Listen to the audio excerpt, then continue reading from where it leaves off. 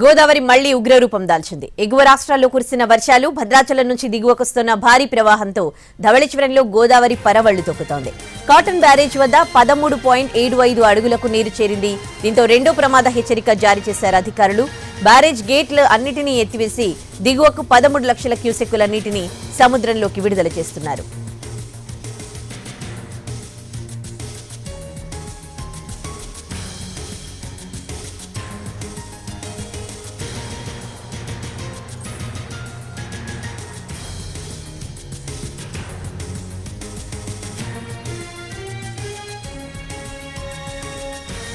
గోదావరి మళ్లీ ఉగ్రరూపం దాల్చింది. ఎగువ రాష్ట్రాల్లో కురిసిన వర్షాలు, భద్రాచలం నుంచి దిగువకు వస్తోన్న భారీ ప్రవాహంతో ధవళేశ్వరంలో గోదావరి పరవళ్లు తొక్కుతోంది. కాటన్ బ్యారేజీ వద్ద 13.75 అడుగులకు నీరు చేరింది. దీంతో రెండో ప్రమాద హెచ్చరిక జారీ చేశారు అధికారులు.